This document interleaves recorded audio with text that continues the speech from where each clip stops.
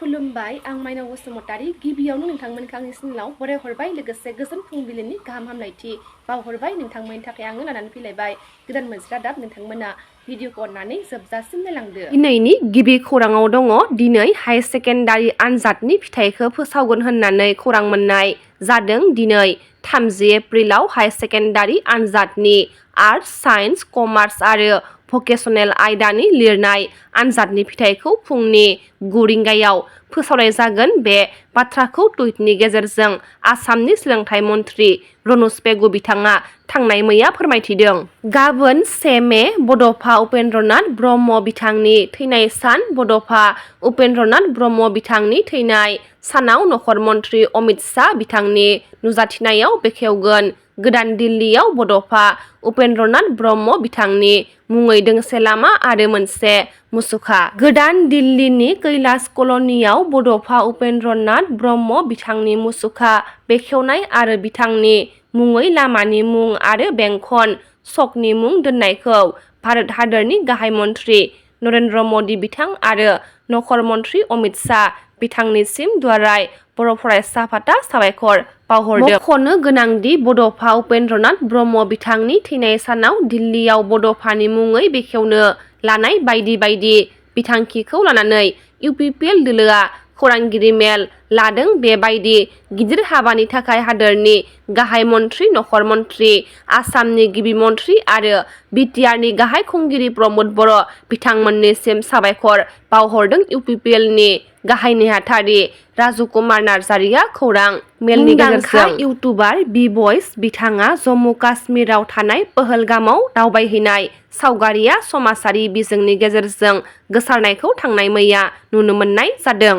काजोलगाव चिरां मिउनिसिपेल बर्डनि मासिगिरि उपेन्द्र मोसाहारिया खौरांगिरि मेल लादों। चिरां जिल्लानि काजोलगाव चिरां मिउनिसिपेल बर्डनि मासिगिरि उपेन्द्र मोसाहारिया सानै गथ'नि बिमाखौ लांखारदों होननानै खौरां बिजोंफोराव फोसावनायखौ लानानै खेंफोरथि होदों। काजोलगाव चिरां मिउनिसिपेल बर्डनि मासिगिरि उपेन्द्र मोसाहारिया खौरां मेलनि गेजेरजों पाकिस्ताननि मददआव फेसबुकआव लिरनायनि थाखाय सासे लाइमोनखौ खादों पुलिसआ। दतमा पुलिसआ सासे लाइमोनखौ खादों। फेसबुकआव पहलगामाव जानाय जाथायखौ हेफाजाब होनायनि दायाव क'क्राझार जिल्लानि दतमायाव आरोबाव सासे लाइमोनखौ पुलिसआ खादों। हमजानाय सेंग्राया दतमा पुलिस थानानि सिङाव थानाय बरजाखाल गामिनि थागिरि कलाम शेखरनि फिसाज्ला मनिरुस आली शेख 21 बोसोरनि होनना मिथिनो मोन्दों। बे लाइमोना गावनि फेसबुकआव आइ लाभ पाकिस्तान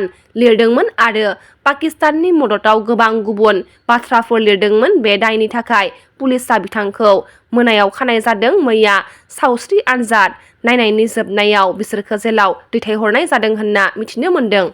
उदालगुरि जिल्लानि खासिबारि हरिसिंगा गामिनि थागिबि भारतारि रैखाथि बिफाननिफ्राय आजिरा लानाय सिमन बसुमतारिया 28 एप्रिलनिफ्राय गोमानानै दङ होनना खौरां मोननाय जादों। थांनाय 28 एप्रिलाव उदालगुरिनिफ्राय सानै हिन्दी रावारि सुबुङा बिथांनि सुइफ्ट रेजिस्टार नं AS01FB 9604 गारिखौ गुवाहाटीयाव थांनो होननानै भारा लाना थांदोंमोन आरो गारिखौ गावनो सालायलांदोंमोन। गुवाहाटीयाव थांनायनि उननिफ्रायनो फन अफ जानानै दङ होनना खौरां मोन्दों। बेनि थाखायनो सोरबाफोर नुसनबायोब्ला जानबुं अनजिमा 9365028798 जानबुं अनजिमायाव खौरां हरनो खावलायहरदों नखरनि सुबुंफोरा।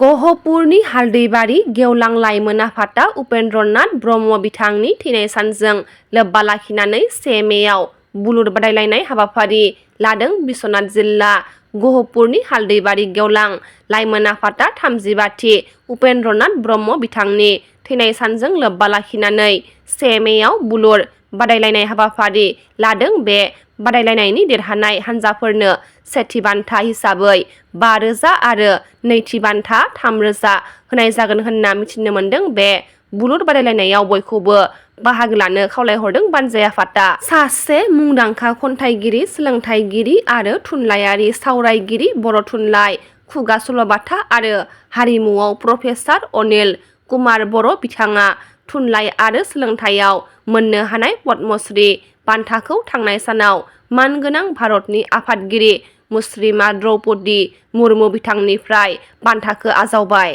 थांनाय साननि बिटिसि बाजेट जथुम्मायाव लानाय माखासे बिथांखिनि बेरेखायै बड'लेण्ड जनजाति सुरक्षा मंच बनसु अल बड' सिनियर सिटिजेन फराम बड' राइटार्स एकाडेमि एबि WWF अल बिटिएडि गावबुरा एसोसिएशन आरो अल आसाम ट्राइबेल स्टुडेन्ट इउनियना जथायै बिटिसि प्रिन्सिपाल सेक्रेटारिनि जोहै बिटिसिनि गाहाय मावफुं सोद्रोमा प्रमद बर' आसामनि रायजो बेंगिरि आरो आसामनि गिबि मन्थ्रि बिथांनिसिम गोसोखांलाय गथायनायखौ नुनो मोननाय जादों। रादाबा एसेनोसै, गाबोन फिन गोदान रादाब लाना लोगो मोनगोन। नोंथांमोना भिडिअखौ जोबजासिम नायबायब्ला अननानै लाइक, शेयार, कमेन्ट लोगोसे साबस्क्राइब खालामनानै होदो। गोजोन्थों।